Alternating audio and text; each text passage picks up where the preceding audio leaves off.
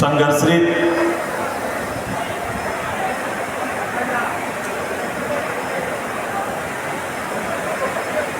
महासमर के एक महत्वपूर्ण तिथि में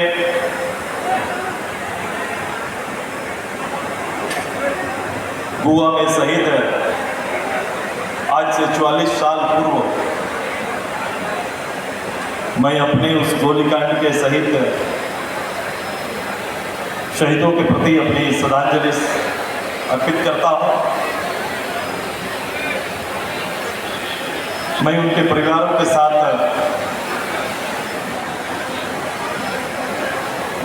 ये पूरा झारखंड आज खड़ा है और आज मुझे लगता है गोवा गोलीकांड के इतिहास में आज राज्य की राजधानी के इस मैदान से राज्य भर के हजारों हजार नौजवानों ने 2 मिनट खड़ा होकर उनके प्रति करके एक ऐतिहासिक मूल्यों को आत्मसात करने का काम किया। झारखंड आंदोलन के कोख पर, झारखंड के सपूतों की शहादत पर बने इस प्रदेश में हमारा संगठन झारखंड के जल जंगल जमीन, झारखंड के स्वाभिमान, झारखंड के आन बान और शान की रक्षा के लिए न केवल एक राजनीतिक दल या संगठन के रूप में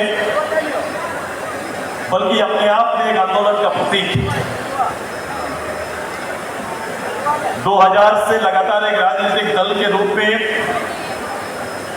इस राज्य की बुनियादी जरूरतों को पूरा करने के लिए सामाजिक सरोकार, आर्थिक उन्नति, राजनीतिक चेतना और सांस्कृतिक धरोहर के संरक्षण के लिए इस संगठन ने हक अधिकार के लिए हमेशा संघर्ष किया है। हम अपने निर्माण के 24वें वर्ष पर प्रवेश कर चुके हैं और उसके उपरांत हम इस जगह पर खड़ा होकर अपने प्रदेश की कल्पना कर रहे हैं। वर्तमान समय में राज्य में स्थापित राजनीतिक दल, और मैं आज पढ़ रहा था गोवा गोलीकांड के इतिहास को कि गोवा गोलीकांड को लोगों ने और इतिहास ने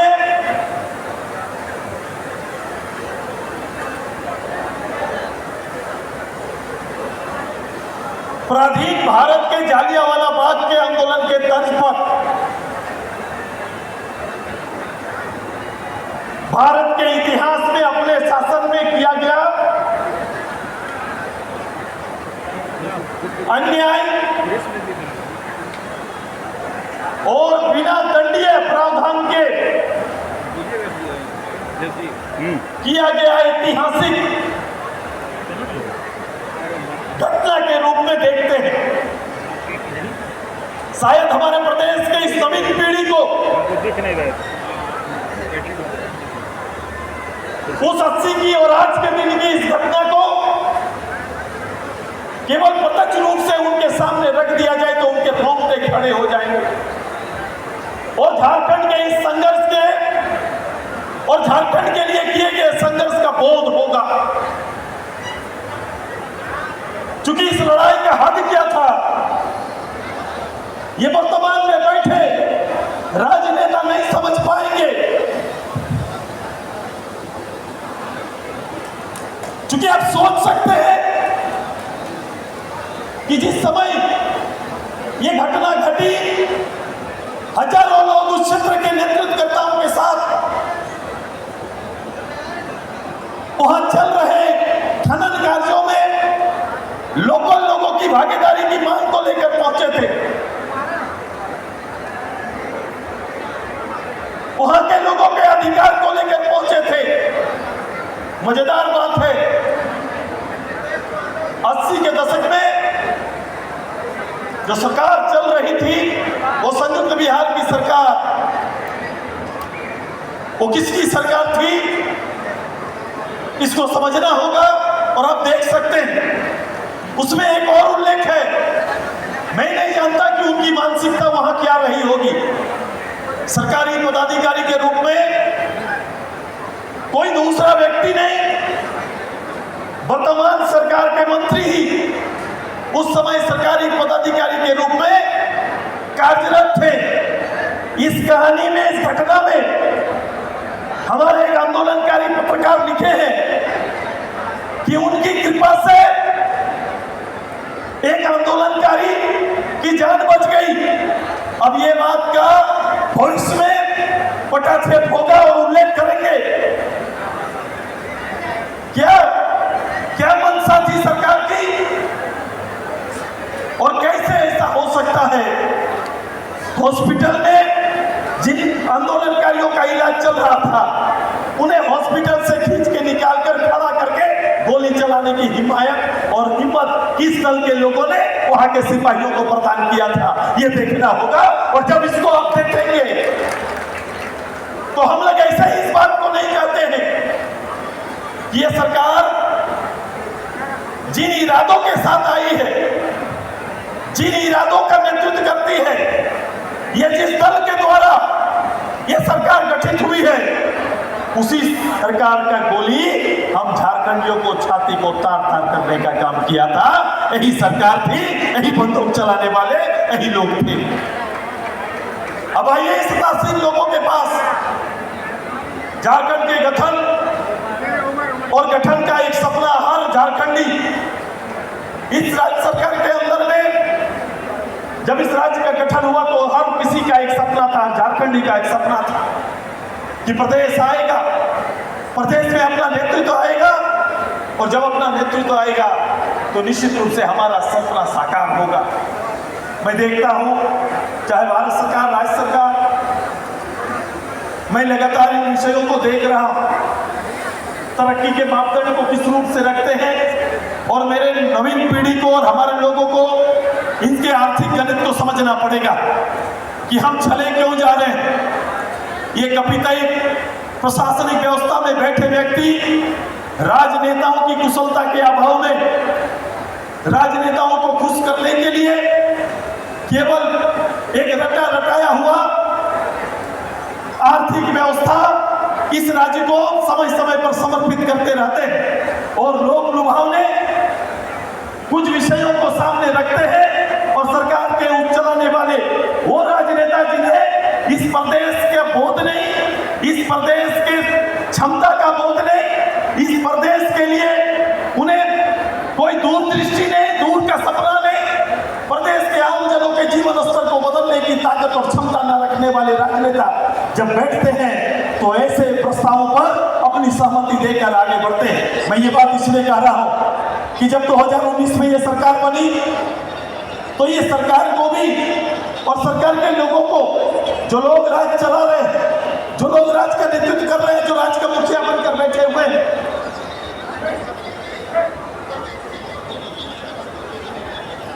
जो राज का मुखिया बनकर बैठे हुए हैं, जब वो युवाओं के लिए, चूंकि आज का ये पूरा कार्यक्रम इस राज्य के सबसे ज्वलंत विषय को समर्पित है। ये विषय है राज्य के अंदर में रोजी रोटी के लिए जो एक स्थिति बनी हुई है, जो व्यवस्था बनी हुई है, इस व्यवस्था के ऊपर आज पढ़े लिखे नौजवान 2019 में इस सरकार की नीतियों को समझ ना पाए, इस सरकार की नीयत को समझ ना पाए और विश्वसनीयता को हम लोग सर पर लेते हुए उनके वायदों को विश्वास बनाकर मत देने का जो लोग काम किए थे, आज वो ठगे महसूस कर रहे हैं, वो दर दर भटक रहे हैं और अपने भविष्य को लेकर चिंतित हैं और चिंता व्याख्यान नहीं कर पाते, चिंता को कहीं रख नहीं पाते। हमारे युवा संगठन ने इसी को ध्यान में रखते हुए, चूंकि राज्य में सरकार ने कहा था कि हम आएंगे, मैं अपने रोजगार यहाँ के लोगों के लिए नीतियां लेकर आएंगे, हम यहाँ आएंगे, नियोजन लेकर आएंगे और नियोजन ना आए तो उनके लिए भत्ता की व्यवस्था करेंगे। ऐसा ही कुछ बात कहा गया था।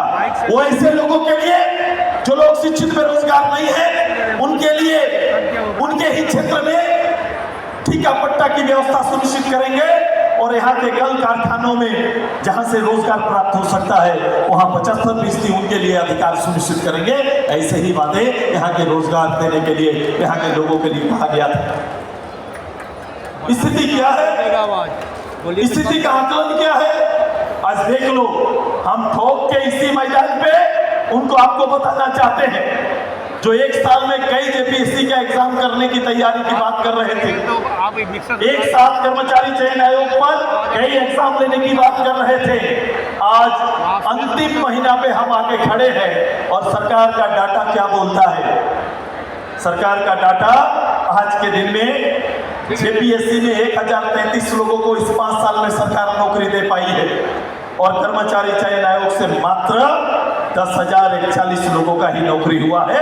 इसके अलावा एक भी सरकारी नौकरी इस सरकार ने यहाँ के लोगों को देने में विफल रहा है। ये सरकार किसी भी जगह पर किसी स्तर पर खड़ा होकर मुख्यमंत्री ऐसे कैसे हो सकते हैं, कैसे गैर जवाबदेह हो सकते हैं? आप समझ रहे हैं ये भाग्य विधाता होते हैं। मैं तो कई जगहों पर नौजवानों को जाकर कहता हूं कि पढ़ लिख कर आपको विद्यालय सर्टिफिकेट दे सकता है, महाविद्यालय सर्टिफिकेट दे सकता है, लेकिन वो सर्टिफिकेट पर्याप्त तो नहीं है आपके जीवन के लिए, बल्कि एक सर्टिफिकेट और चाहिए, वो सरकार का चाहिए होता है। वो एग्जाम के माध्यम से वो आपके लिए एग्जाम कंडक्ट करे, आपके लिए परिणाम निकाले। जब तक ये संभव ना होगा आपका ये सर्टिफिकेट रद्दी की टोकरी के लायक बन जाता है। आज यही अवस्था लाखों लोगों का बना है। जब सरकार ने अपना डाटा दिखाने से इनकार किया, जब सरकारी पदाधिकारियों से यह मांगा गया, चूंकि सूचना आयुक्त है नहीं, हम किनसे मांगेंगे? हमारे लिया हुआ बनाया गया। मैं बोला लोगों को कि जाओ एक्सचेंज ऑफिस या सरकारी डाटा निकालो, तो मेरे नौजवान साथी छात्रों युवा के कहे कि भैया किनके पास जाएंगे? यहाँ तो जिससे अपील करेंगे वो अपील चेयर पर बैठने वाला व्यक्ति ही तो नहीं है। तो मैंने कहा कि तब उसका रास्ता एक है, थोड़ा मेहनत करना पड़ेगा, गांव घर जाइए और ऑफलाइन या फिर ऑनलाइन व्यवस्था तैयार करिए ताकि लोग अपना आवेदन करें और सरकार के सामने अपना डाटा हम लोग रखने का काम करेंगे। बेरोजगारों की सूची तैयार करेंगे, तब हम उनको रखने का काम करेंगे। आज हम कह सकते हैं ये डाटा लेकर लोग आए हैं, जो लोग डाटा लेकर आए हैं हाथ एक बार खड़ा करो। जो डाटा लेकर आए हैं, जो डाटा जिनके हाथ पे वो डाटा लेकर आज सड़क पर है, वो सड़क पर डाटा लेकर है। और ये डाटा की संख्या मैं बता रहा हूं, ऑनलाइन जो हमारे युवा कमेटी के ऑफिस से मुझे प्राप्त हुआ, ये करीबन 3 लाख लोगों ने ऑनलाइन आवेदन किया है और ऑफलाइन अभी गांव-गांव में हमारा जन जागरण कार्यक्रम में अभियान चल रहा है, लोग ले रहे हैं। इस प्रदेश में रोजी रोटी के लिए 1 करोड़ 47 लाख लोग जो 49 साल से नीचे की आबादी है और 5 लाख लोग इस प्रदेश के डेली रोज नौकरी के लिए आगे आते हैं। 5 लाख लोग सवेरे निकलते हैं नौकरी की तलाश में और शाम को बिना 1 रुपया कमाए घर वापस आते हैं। ये हालात है इस राज्य में, इस सरकारों का। मैं कह रहा था कि सरकार और सरकार के लोगों का कि जीडीपी दिखाते हैं प्रदेश का, देश का जीडीपी दिखाया जाता है और जीडीपी का हालत क्या है, जीडीपी किस रूप से दर्शन होता है? जीडीपी में आप देखेंगे कि हमारे यहाँ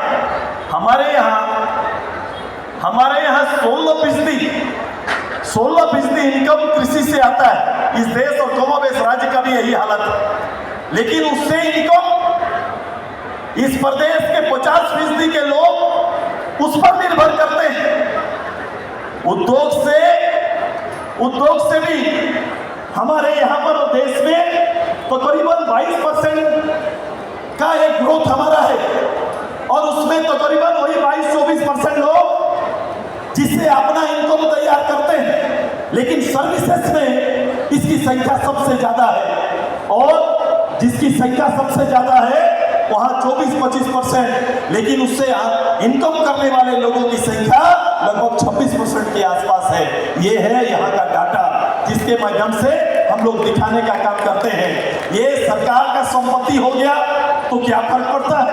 सरकार के पास संपत्ति है, अगर वो मैं लोगों के जीवन पर उतार नहीं पाया, लोगों के जीवन स्तर को अगर चेंज नहीं कर पाया चूंकि कृषि आधारित जो लोग हैं उसमें 50% आबादी वही गरीबी रेखा से नीचे जीवन जी रहे हैं, वही परिवार गरीबी रेखा से नीचे जी रहा है। और आज का डाटा है, भारत में सबसे ज्यादा गरीब किसान कहीं पर हैं तो हमारे भारत झारखंड में पाए जाते हैं। सबसे ज्यादा किसान गरीब कहीं पर है तो वो झारखंड में है। यहाँ पर हर किसान के परिवार का पर डे इनकम किसान के परिवार का 27 रुपया से 33 पैसा है, 27 रुपया से 33 रुपया तक का है। मतलब एक किसान परिवार का एक परिवार एक दिन में जो उनका किसान और उसके कामकाज और उससे काम करने पर जो इनकम होता है परिवार में अगर बंटवारा होगा तो 27 से 33 रुपया का इनकम। आइए, मैं ऐसी व्यवस्था लाने की बात नहीं करता, इस व्यवस्था को आगे बढ़ाने की बात नहीं करते।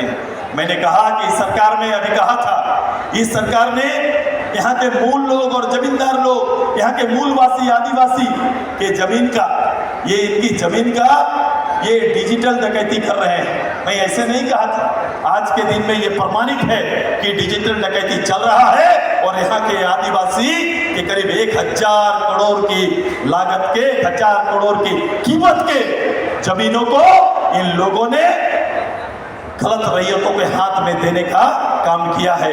इसके सफल उदाहरण है। और जांच एजेंसी जो जमीन घोटाले की जांच कर रही है, उस एजेंसी ने इस बात को उल्लेखित किया है। क्या हो रहा है? सरकारी कार्यालय में, डीसी के कार्यालय के बगल में एक कार्यालय स्थापित है। मैं डिजिटल डकैती का उल्लेख कर दे रहा हूं, जहां बैठकर आपके खतियान के साथ छेड़छाड़ हो रहा है, आपके खतियान के साथ छेड़छाड़ हो रहा है। रैयत के नाम बदले जा रहे हैं और बदला हुआ रैयत किसी को एग्रीमेंट कर दे रहा है और वही एग्रीमेंट पेपर लेके सरकारी सिपाही के जोर पर जमीन में दखल करने जा रहे हैं और मूल लोग को बेदखल करने की तैयारी है सरकार कर रही है। इसका 100 उदाहरण। इस तरह से डिजिटल डकैती हो रहा है, इस तरह से तैयारी सरकार कर रही है, इस तरह के काम सरकार के अंदर में हो रहा है। ये तैयारी सरकार का चल रहा है। मैं आपके माध्यम से इस प्रदेश में मैं अपने नौजवानों को, मैंने कहा कि हमारा संकल्प बड़ा स्पष्ट है और मैं अपने संकल्पों को, मैं इस प्रदेश को और यहाँ के नौजवानों को समर्पित करता हूँ। हमारी लड़ाई बड़ी है। मैं इस राज्य के न केवल भावनात्मक चीज को बल्कि प्रशासनिक समझ हमारी है और हमारा संगठन, हमारा नेतृत्व, हम मिलकर इस प्रदेश को आगे ले जाना चाहते हैं। मैं आपको इसी मंच से, मैं आने वाले 2 महीना के लिए आपको और नौजवानों को एक पटल पर लाने की तैयारी चल रही है। मैं विश्वास दिलाता हूं आने वाले समय में हमने तय किया है कि हमारा मैनिफेस्टो आएगा। अभी कुछ दिन के अंदर हमारा मैनिफेस्टो आएगा और मैं यहाँ के नौजवान, चाहे शिक्षित, सेमी स्किल या किसी तरह का नौजवान है, उसका 3 लेवल का तैयारी हम कर रहे हैं, 3 स्तर का तैयारी कर रहे हैं। और मैं आपको बताऊंगा कि प्रदेश का कोई भी नौजवान चाहे जिस स्तर का हो, इसका भटकाव नहीं होगा, अपने प्रदेश में सेवा करते हुए नजर आएगा। ये तैयारी हमारी चल रही है। ये बड़ा स्पष्ट नीति है। मैं अपनी नीतियों को भी बड़ा स्पष्ट रूप से लाएंगे। नीति, नीयत और विश्वसनीयता, हमारी नीति, नियत और विश्वसनीयता अक्षुण्ण रहेगा और मैं इसकी तैयारी कर रहा हूं। ये प्रदेश, इस प्रदेश में जो संभावना है, मैं गुणात्मक रूप से इस संभावनाओं को एक एक नौजवान के दरवाजे पहुंचाने का हमारा संकल्प है और हम इस तैयारी में लगे हुए हैं। इस सरकार से अपेक्षा नहीं की जा सकती है। ये सब सरकार और इसके लीडर अपेक्षा के लायक नहीं है। इनमें वो कुवत और क्षमता नहीं है। मैं इनके क्षमता पर सवाल उठाता हूं, क्योंकि जो लीडर जो अपने प्रदेश के लोगों की चिंता ना करे, जिस प्रदेश के जहां में अपने लोगों के लिए आंख में पानी ना हो, वो नेता नहीं हो सकता है, वो राज्य नहीं चला सकता है, वो राज्य चलाने की काबिलियत नहीं रखता है। और जो ये काबिलियत नहीं रखता है उसके लिए हम सबको लड़ना होगा। आइए, तुष्टीकरण की राजनीति से ऊपर सभी धर्म, सभी वर्ग के लोगों को एक साथ आगे लेकर हम प्रदेश को आने वाले समय में एक स्वर्णिम युग में प्रवेश कराने की हमारी तैयारी है और हम उसके लिए दिन रात मेहनत करने के लिए तैयार हैं। मैं कहना चाहता हूं,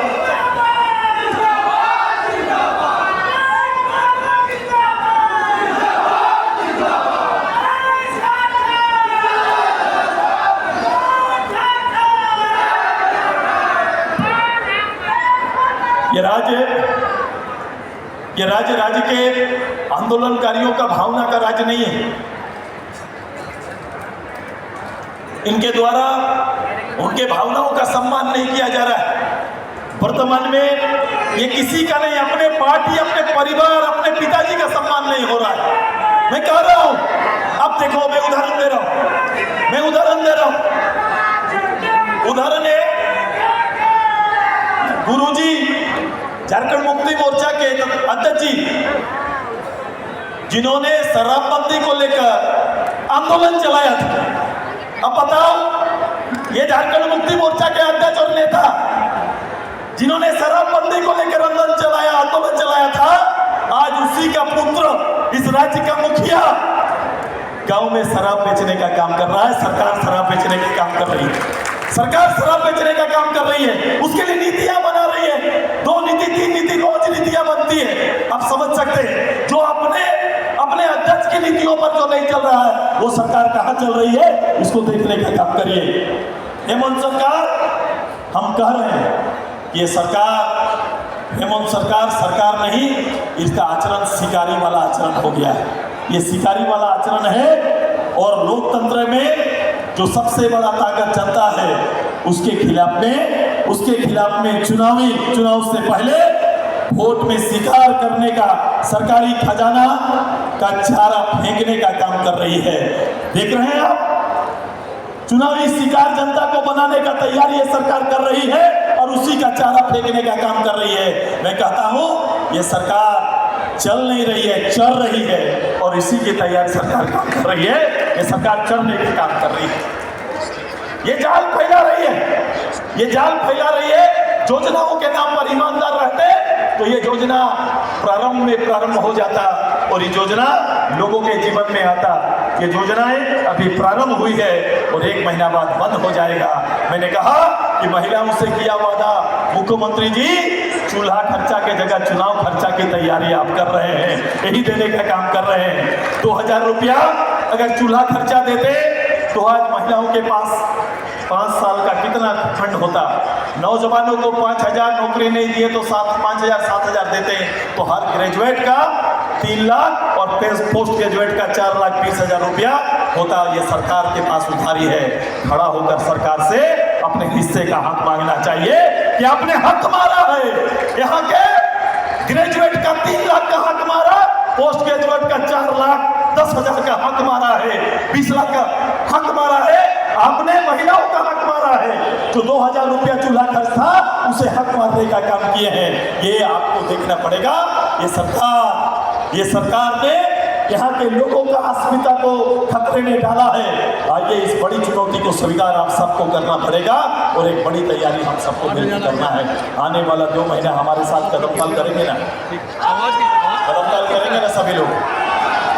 सभी लोग इस राज्य के नवनिर्माण का हिस्सा बनेंगे ना, इस राज्य के नवनिर्माण का हिस्सा बनेंगे ना आप सभी। मैं इसके रोजगार की नीतियों को, ये रोजगार का मतलब पता नहीं समझते हैं। इस रोजगार केवल नौकरी नहीं या पैसा नहीं, कमाई नहीं, रोजगार नौजवानों को समाज में प्रतिष्ठा देती है। रोजगार से समाज में नौजवानों का प्रतिष्ठा बढ़ता है और ये प्रतिष्ठा के लिए हम सबको काम करना पड़ेगा। ये आने वाले 2 महीना इस निकम्मी सरकार को बेदखल करने के लिए सबको तैयार रहना पड़ेगा, सबको इसकी तैयारी करना है। तैयार है सभी को? खड़ा हो जाइए, सब खड़ा हो जाइए, सब नौजवान सामने आ जाइए, खड़ा हो जाइए सबको।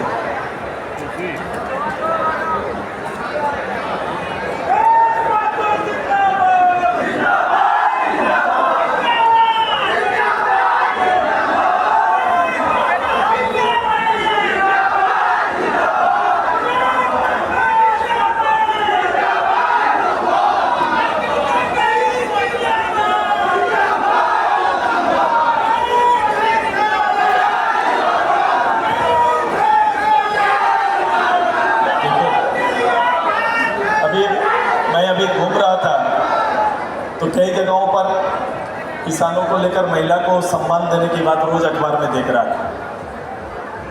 अगर ईमानदारी रहती ईमानदारी रहती और बेहतर व्याख्यान अगर महिलाओं के सम्मान का रहता तो कभी भी जहां महिलाओं को मालिक बनाने की तैयारी हम पिछली सरकार ने किया था, 1 रुपया में जमीन रजिस्ट्री ये काम बंद नहीं करता, क्योंकि उस जमीन का मालिक बनाने की तैयारी कर रहे थे, जमीन के मालिक बन रहे थे, विचारों की समानता लाने की तैयारी हो रहा था, याचक बनाने की तैयारी में लगे हैं, मालिक की जगह याचक बनाने की तैयारी में लगे। अब बताओ 3 साल पिछला किसान का जब सुखाड़ रहा तब इन लोगों ने कभी भी प्रधानमंत्री की उस योजनाओं का जो खेती के लिए इंश्योरेंस पॉलिसी था उसको 3 साल से नहीं किया। अभी इंश्योरेंस पॉलिसी के लिए 500 करोड़ रुपया देने की बात कर रहे हैं। जिस साल बारिश ज्यादा हुआ उस समय ये पॉलिसी ये लेके आ रहे हैं। इनका हर चीज लूट का मुंह आता है, हर चीज में इनका इस प्रदेश को छलने का एक प्रोसेस ये लोग तैयार करते हैं। भाई राज चलाना इनके बस और कुवत की बात नहीं, कोई सरकारी पदाधिकारी के दस्तावेज से राज नहीं चलता, राज तो जिगर से चलता है। जिसमें जिगरा होगा वही प्रदेश चलाने का काम करेगा। वो मानसिकता होनी चाहिए जिसमें राज चलाने की मानसिकता होगी, जिनमें लोगों का बोध होगा, गरीबी को लेकर चिंता होगा, वो काम चला सकते हैं। आइए एक परिवेश बनाने की तैयारी हम सब मिलकर करते हैं। अब हजारों की तादाद में आज साहेबगंज से लेकर गढ़वा से लेकर सभी नौजवान दिन भर का, कई लोग 1 दिन पहले से आकर यहाँ पर हमारे युवा साथी यहाँ पर एकत्रित हुए हैं। मैंने आने वाले 2 साल के लिए आप सभी से एक संकल्प आप सभी लोग का चाहिए, एक संकल्प हम सभी का होना है। तैयार है सभी कोई? चलो रेडी हो जाइए।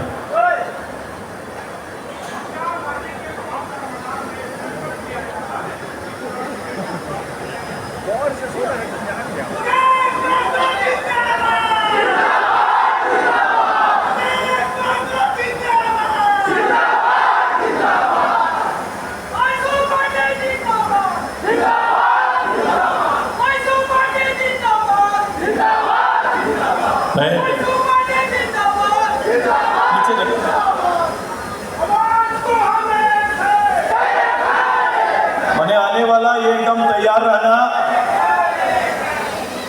कि मैं चाहे जितना बड़ा शास्त्री कोई भी हो, मेरी तैयारी चल रही है। हम कभी भी इस प्रदेश को विकास दर के आधार पर नहीं, रोजगार दर पर आधार पर नापने का काम करेंगे। ये तैयारी हमारी है। हम लोग का मासिक मूल्यांकन होगा और सरकार के लोगों से ये पूछेंगे कि ये महीना कितने लोगों का रोजगार सुनिश्चित किया, ये पूछने का काम करेंगे। ये तैयारी हमारी होगी, इस तैयारी के साथ आएंगे। आने वाले एक आध पखवाड़े के अंदर में हम इस राज्य की नीतियों को लेकर आएंगे। वस्तु स्थिति आपके पास रखे हैं। मैंने कहा कि इस प्रदेश के लोगों को संजोने का, यहाँ के लोगों के संवर्धन का ये तैयारी हमारी है। हर वर्ग के लिए हमारा कार्यक्रम तय है और उस कार्यक्रम को आपके पास लेके आएंगे और समय और काल के अनुसार हम उसकी तैयारी भी करेंगे। हम ये तैयारी हम कर रहे हैं। मेरा आप सभी से आग्रह है कि आप सभी आज जितने आए, हजारों लाखों की तादाद में जहां से जो लोग आए, आप सभी लोग इस राज्य के आने वाले 2 महीना के लिए आप सभी लोगों को हम सब मिलकर एक शपथ लेते हैं। मैं जब अपना नाम लेंगे तो आप भी मैं अपना से शुरू करिएगा। चलो सब कोई रेडी है? सब कोई चलो। मैं शपथ लेता हूं कि झारखंड के लोगों के बुनियादी जरूरतों, सामाजिक सरोकार एवं आर्थिक उन्नति, राजनीतिक चेतना एवं सांस्कृतिक धरोहर के संरक्षण संवर्धन के लिए, उनके हक और अधिकार के लिए हमेशा संघर्ष करेंगे। हमारा लक्ष्य राज्य की समृद्धि, शांति और सुरक्षा है। हम राज्य के लोगों के लिए नीति, नियत और विश्वसनीयता को अक्षुण्ण रखेंगे। बहुत बहुत धन्यवाद। जय